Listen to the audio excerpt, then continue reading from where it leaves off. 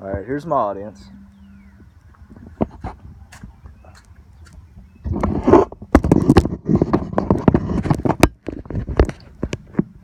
Alright, I'm gonna ask you guys a question.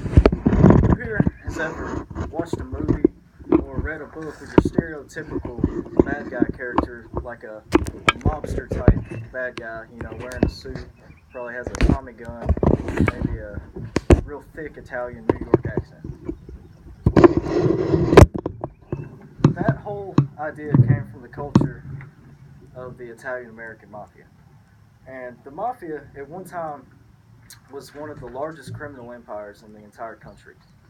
And that really helped shape many parts of American popular culture.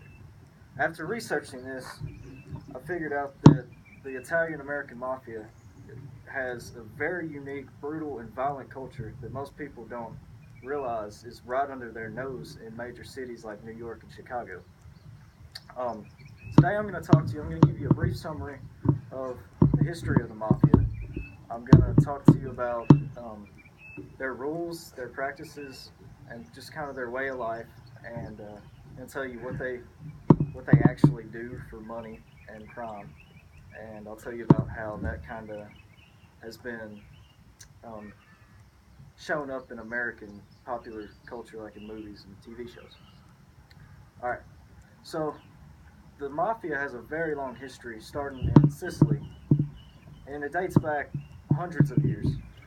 And hundreds of years ago, Sicily was constantly being invaded and conquered by all kinds of just random armies and tribes of people. And to stop this, the Sicilians made clans, which they called mafias. And these clans helped um, fight off, conquering peoples, and they helped protect the people in Sicily. By the time the 1800s came around, though, there was not anybody really invading anymore.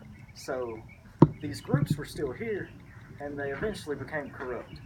They started, feeding off their own people, extorting them for so-called protection, which they really didn't need protection except from them at that point. So their whole purpose was corrupted.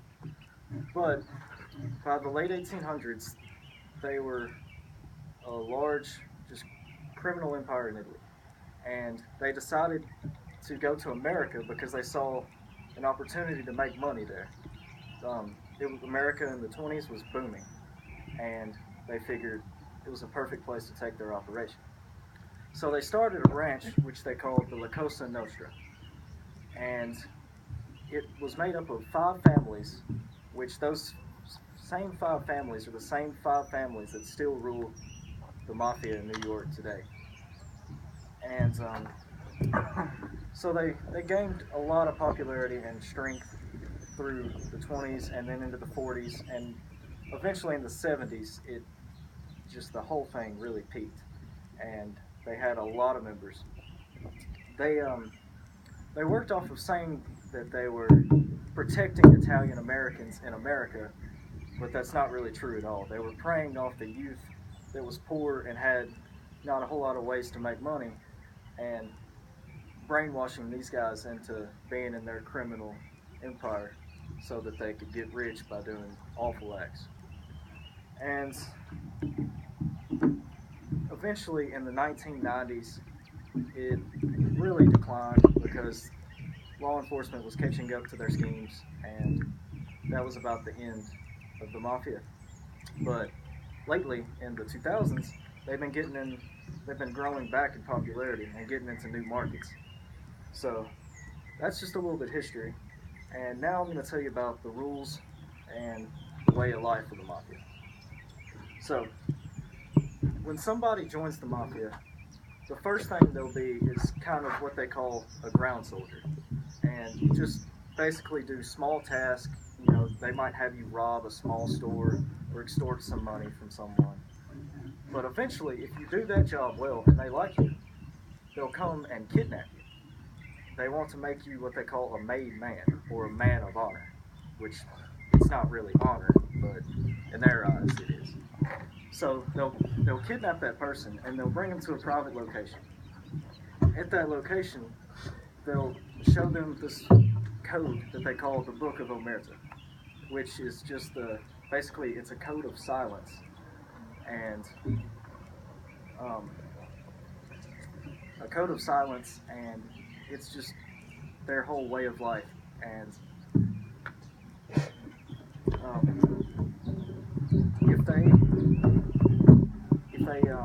if they see this code and they don't join the mafia, then they have to be killed. So if they don't join right then and there, they die. So at that point, they have no choice but to swear allegiance to the mafia and be deported. And once you're a made man, you have no choice but to do exactly what they tell you at any point in time. They can call you in the middle of the night and say, "I need the mayor murdered within 2 hours," and you have to do it. And if you don't, you die. So that's basically their entire culture. It's obedience. You do what you are told, and you get rewarded for it. If you don't, you get killed. But you do get rich. They are extremely powerful simply because of all the money they get.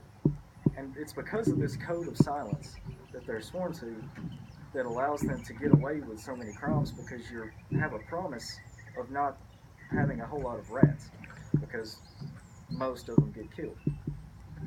And a quote from the actual Code of Omerta says that any man who appeals to the law against his fellow man is either a fool or a coward.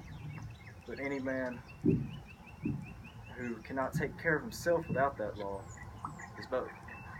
So you can see how they kind of view the world. It's pretty cynical, but they believe in taking care of themselves in a way to make money. Now, next I'm going to talk about just how the mafia has influenced modern culture. So think of all the movies you've seen. Like I mentioned earlier, you're going to have some stereotypical bad guy with a Tommy gun, and he's wearing a suit, thick Italian New York accent. I have a picture here to give an example. See, most likely, if you've been alive in the past 20 years, you've probably seen a movie or read a book with a description of a guy that looks like this. So, it's become a large part of our culture. I guess we, as Americans, like to romanticize villains, and that's exactly what we've done with their culture. Alright, so today I've told you a little bit of history about the mafia, and I hope you've learned a little bit of the background of that stereotypical character that we all know and love or hate. But just overall, I've learned through researching this that the American Mafia is a very, very strange and violent, unique culture that's right under our noses, and you never would really um, think about how bad it actually is. The average person would not know how to act in that situation. But thank you guys.